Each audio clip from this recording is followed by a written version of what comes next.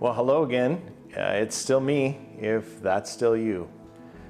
We want to carry on our talk on the 5 levels of leadership, jumping in now with level 3. So let's just jump right in. Level 3 is about task accomplishment, being productive, if you would. It is the getting things done part of leadership. At this level, people follow us because of what we have done for the community or the church. It's what we have produced, catalyzed, or built in terms of systems and structures and programs and connections. Good leaders get results. They get things done. And level 3 leaders are not only able to get things done individually, but they help teams and groups get results. Level 3 leaders are self-motivated and they take initiative. Getting results is the line people must cross to become successful in leadership. How they get there depends a lot on their personality and their wiring. Leaders know the way or the path to get things done, and they show the way to others. They're more like tour guides than travel agents, if you would. They take people where they want them to go by going there first. Leaders often make the mistake the parents make, which is to ask their children to do what they say, not what they do. People do what they see a leader doing, no matter what the leader says to do. Leaders at this level are catalytic. They bring others together to achieve or to reach a goal or a dream. Leaders at level 3 create momentum for a community or an organization. Momentum is the great exaggerator for leaders. Once we have momentum in a community, everything and anything is easier.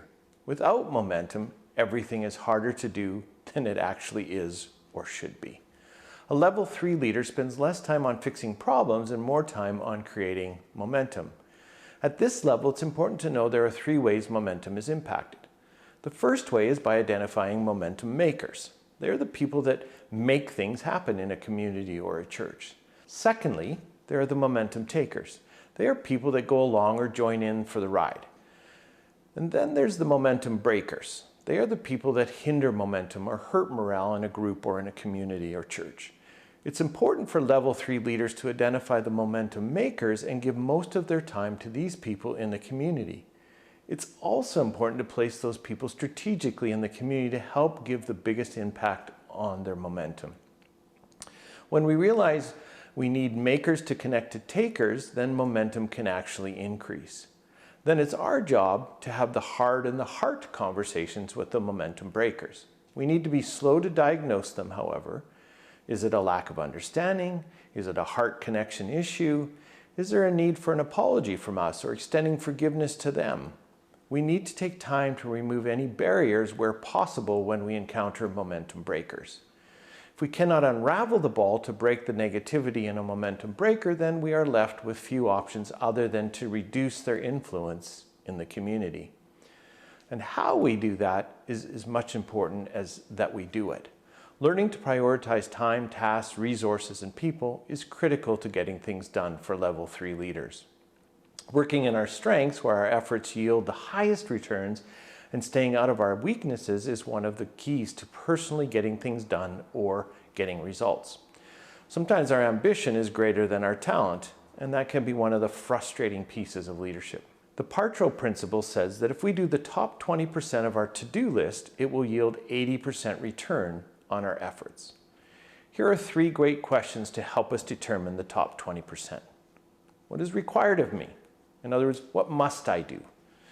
What gives me the greatest return? In other words, what should I do? What is the most rewarding? What do I love to do? Early on in our leadership, our must list is the largest. As we move up the levels, we need to shift our time and efforts to the should and the love list and do more of that more often. As a team leader, our goal is to get all the team to a place where they are doing more of their should and their love list as well. Maxwell says people are most effective and leverage their gifts the best when they use 80% of their time in their strength zone. And they're only using 15% of their time in their learning zone and 5% of their time outside of their strengths, and actually 0% in their weak zone. So when you think of teams, sports, art, music, whatever type of team you're thinking of, no one wants to leave a winning team. Everyone wants to leave a cellar dweller, however. Winning teams or communities are attractive. So what is attractive is when we see people doing more of their should and their love lists than their must lists. To lead others into getting things done, we have to prove that we can actually get things done. Otherwise, we won't attract proven doers.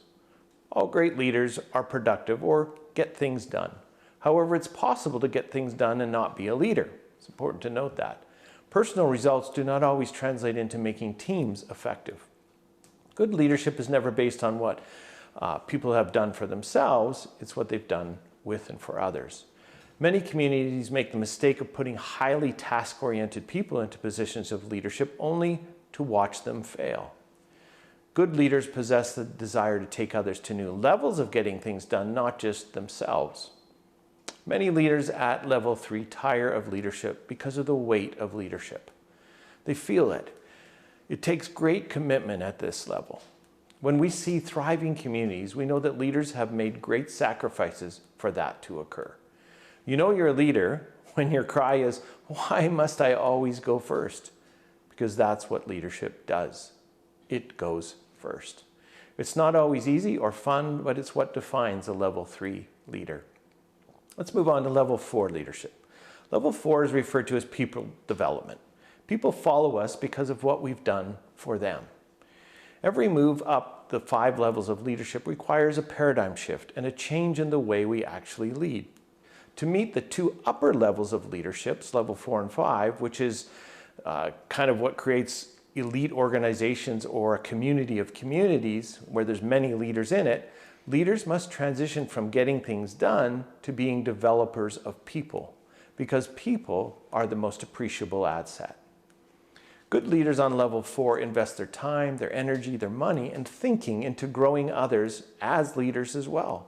They look at every person and they try and gauge his or her potential to grow and lead, regardless of their title, position, age, or experience. Reggie McNeil, in his book Missional Renaissance, talks about 3 shifts in the scorecard of the church. And one of those shifts is from program development to people development. McNeil says the eclipse of the program-driven church does not mean the demise of church programs, nor does it mean that programs are bad in and of themselves. The shift, McNeil says, just calls for a clarification of the role of programs in the development of people and the adoption of a new scorecard built on people's successes, not on program successes. So a leader on the people development level puts only 20% of his or her time into personal productivity, while they put 80% of their time into developing and leading others. This can be difficult for highly productive and task-driven people who are used to getting their hands dirty. But it's a change that can revolutionize a community or a church. Most leaders are looking for ways to grow their community. Where do they usually focus their attention? Well, on level 3. They work to increase getting stuff done. But that's the wrong focus for a level 4 leader. How do you grow a church that is not built off a personality or a Sunday message? By growing the people in it to become more effective leaders. If we really want to expand the community and its potential, we focus on growing the leaders. Only by helping people reach their potential will our community reach its potential. People development is more than just teaching. It is transformation. It invites people into the process of leadership because many things can be learned only through experience. We let people know we are responsible to them and not for them. This is an important delineation at level 3, well, at all levels really. We take responsibility for providing training, supplying resources, offering opportunities, and creating an environment conducive to their development. But they must take responsibility for their growth through their choices, their attitude, and their commitments. If they do not, and this is important to know, we will pay for their failure along with them. It is a risk worth taking, but it is also important to manage expectations of the people we develop. Many leaders do not want to share responsibility with others because they don't want to give up power. They see giving away power as losing power. However, when we share leadership with others, it does not actually take away from us. Instead, it gives us time. As we develop and empower others to lead, their reach expands and so does ours. We are freed up to do the more important tasks of thinking, envisioning, praying, strategizing. waiting on God. It's difficult to hand over responsibility for a task to others, especially if we believe they do not do as good a job as we will, which is almost always the reason we hold on to it. But there is no excuse. We cannot become an effective level 4 leader unless we are willing to let go of some of these responsibilities. If we want to be effective leaders, we must move from perfectionist to pragmatist, and that's a big jump for many of us. The great satisfaction in life comes when we forget ourselves and focus on others. Rabbi Harold Kushner asserted, "The purpose of life is not to win. The purpose of life is to grow and to share. When we come to look back at all that we have done in life, we will get more satisfaction from the pleasures we have brought to other people's lives than we will from the times that we outdid and defeated them." Helping others grow and develop brings great joy, satisfaction, and energy to any leader. When we achieve level 4 as a leader, we will create a sense of community where victories are celebrated, gratitude is evident, and loyalty is shared. Level 4 is the sweetest of all levels a leader can achieve. So then, why do most church leaders not develop people? Well, it's actually quite simple. It's not easy. And there's no guarantee it'll work out.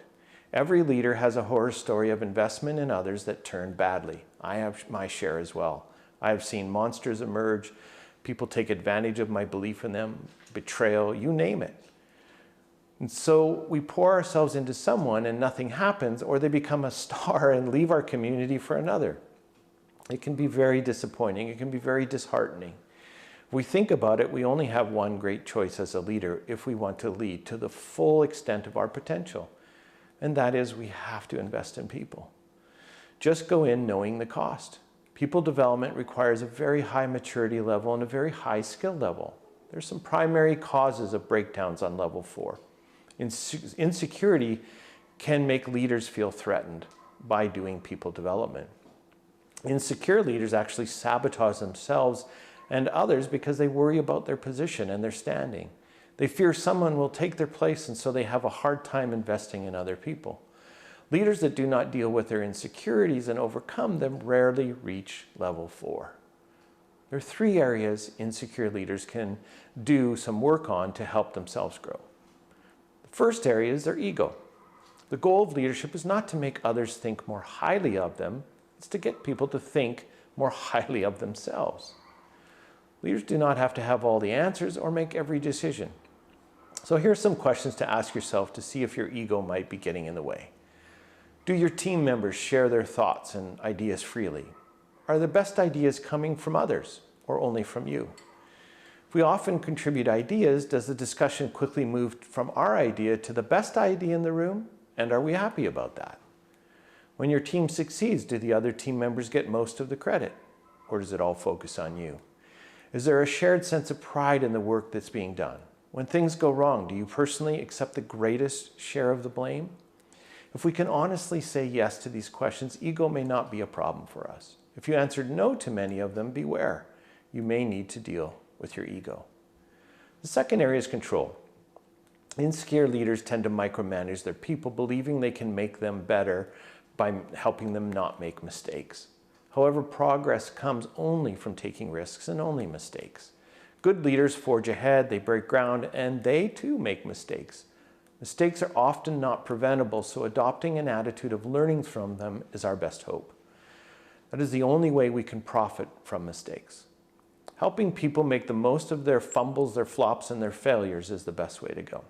The third area is trust. Insecure leaders do not place their trust in others, nor do they engender trust from others. As a result, they do not invest in others. A leader should never take trust for granted.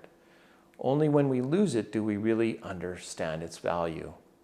If you remember the game of snakes and ladders, leadership is much like that. You can climb and then hit a snake with a roll of a dice, and quickly you've gone several levels down. Trust is like that. It can fall quickly. I know, I've done it as a leader. Another reason things break down at this level is the lack of commitment from doing the hard work of people development. People who relate well with people and personally get things done, they can maybe even communicate a vision clearly, will attract followers. However, attracting, developing, and leading others is much more difficult. For some, the idea of giving themselves away to lead others is counterintuitive. They fear it will lessen them, Those that get it really get it, and they see the incredible impact people development can make. It transforms communities of faith and even impacts cultures beyond that community. But it takes a level of security and skill to do it, and a high level of commitment. Theorists who study leadership without practicing it cannot actually equip someone to lead. Nobody understands leadership until he or she has done it. It takes a leader to know a leader. It takes a leader to show a leader, and it takes a leader to grow a leader. We need a model of equipping people that goes beyond telling them what they need to do, as that is not actually how potential is developed. The best method I have found, and Maxwell outlines, is first of all, step one, I do it. I show the competence. Step two, I do it, and I bring someone along with me. We call that demonstration. Step three is you do it, and I am with you, watching, I'm coaching, I'm giving you observations as you're doing it. And step four is you do it, and I walk away, empowerment. And then fifth step is you do it with someone else as you are showing them, and that's called reproduction. So let me recap. Level 4 is all about the paradigm shift from getting things done as a leader to people development. It requires a different gear and a slower pace. Others will accuse you of not being productive enough or not getting enough done, but you must go slow to go fast at level 4. It can feel not productive to high achievers and people who are only defined in their leadership by getting things done. And it can be too high of a commitment for leaders, which is why many leaders do not move past level 3 to reach level 4. They are more comfortable just doing stuff and bringing people along. The final level, level 5, is called pinnacle. People follow us because of who we are and what we represent. If we reach level 4, we are at a very high level. In fact, higher than 90% of all leaders who set out to lead. And yet there's still one level higher, in which fewer than 1% of all leaders ever achieve. To attempt the final climb to the peak of leadership and have the best chance of making it to the top, we must embrace the following. The highest goal of leadership is to develop leaders and not gain followers to do the work. Secondly, to develop leaders, we must create a leadership culture. And thirdly, we would need to believe that developing leaders is a life commitment and not just a job commitment. Not only is leadership at level 5 the culmination of leading well on the other 4 levels, it also requires a high degree of skill and an amount of natural leadership ability. It takes a lot to be able to develop other leaders so they can actually reach level 4. And that is what level 5 leaders do. Level 5 leaders lead so well for so long, they create a legacy of leadership in the communities and organizations that they serve. Level 5 leaders empower many people to lead larger, and as a result, they lift the leadership lid for everyone in the community or organization. Level 5 leaders want to do more than just run a group well, or an organization well, or a community well. They want to do more than just succeed. They want to create a legacy. When a leader reaches the pinnacle level, they can make an impact beyond their tenure and beyond their lifetime. So there you have it, the 5 levels that leaders develop through to become most effective. Note that most naturally born leaders actually cap out at level 3 unless they are willing to engage in a deep deconstruct of their worldview, as they would rather just lead out of their gifts and talents rather than develop others and learn to do that well. So I want to leave with you a few things before we meet. We want you to determine, using the assessment attached to the email with this video, what level are you at now in your leadership? The assessment will give you questions that will help you assess those you lead and thereby give you a sense of where you've climbed to at this time in that situation. And when we gather together, we'll be processing. So bring the questions you have, and we'll tell you more stories and more examples. We just want to get this information to you ahead of time so that we could really spend time talking together. Look forward to seeing you.